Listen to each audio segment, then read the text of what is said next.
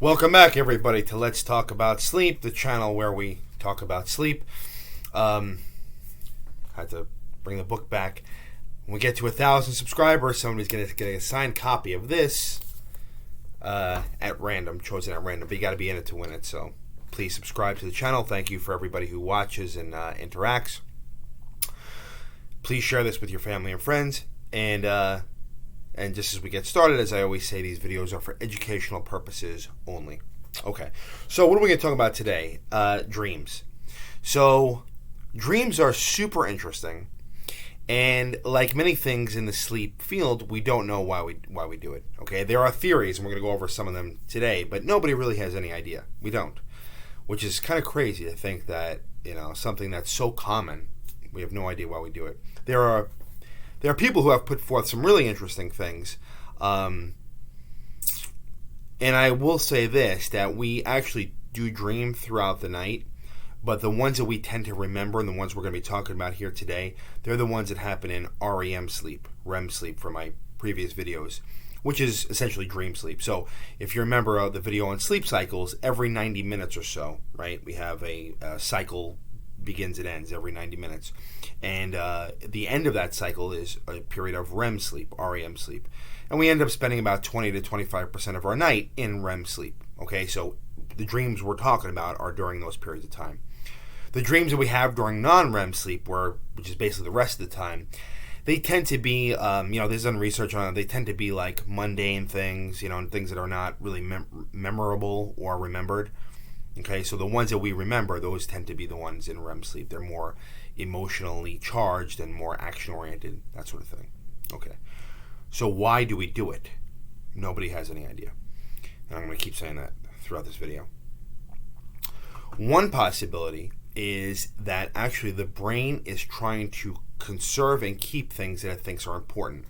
So both this and the next theory explain why dreams kind of have this disjointed. You'll be in your third grade classroom in 1 second, and the next second you're on the moon somewhere.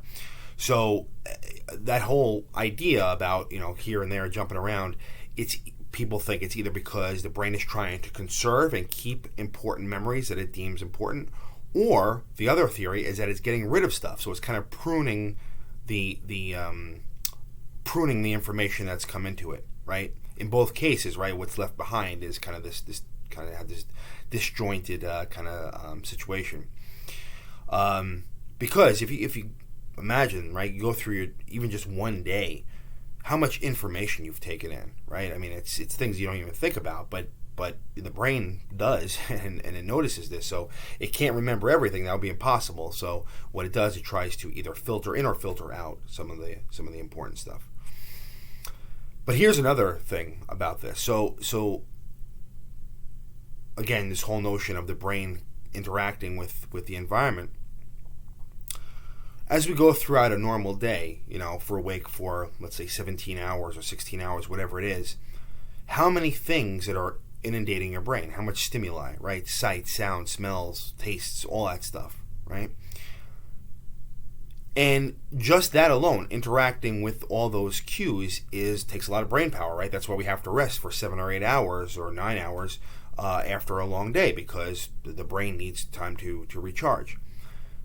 In dream sleep, though, the brain is actually in some cases more active than it would be when you're awake, because not only is the brain interacting with the environment, right? We move around, we do things in our dreams, but it's also creating the environment, right? Think about how much brain power that takes.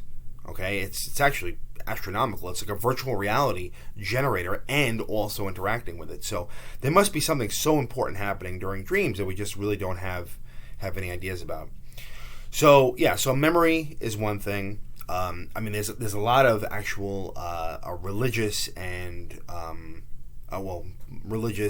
philosophical ideas about dreams, which I'll make another video about. But for short purposes, is basically this whole idea that our spirit either goes somewhere else when we dream. Okay, so it's like the ancient Egyptians believed that the soul would go to the astral plane, to somewhere else, and then come back when it was time to wake up. A lot of biblical writings have shown that the God or some angel or so would interact with humans during dreams. A lot of the New Age guys like Wayne Dyer thought that during dream sleep is really when the subconscious makes itself known. That's what Freud had something very similar to say. So really, I mean, it's fascinating because there are all these interesting theories, and probably the truth is it's probably a combination of things, right?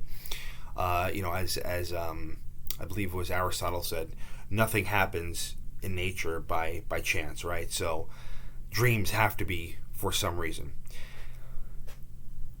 There's this really interesting theory that put forth by this famous sleep researcher Hobson, which says that consciousness, right? And what is consciousness? Even that's even a bigger question, right? What does that mean? So the idea for our purposes here is that interacting with the environment and being self-aware and things of that nature, that is based on dream sleep, right? So the whole idea of what he called proto-consciousness, Proto consciousness.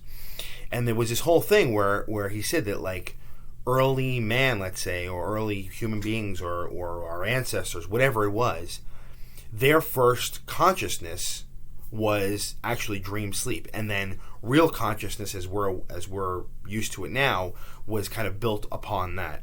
Kind of really, really interesting, really kind of fascinating thing to think about. Like, dreams are actually the building blocks for our brain to be able to interact with reality.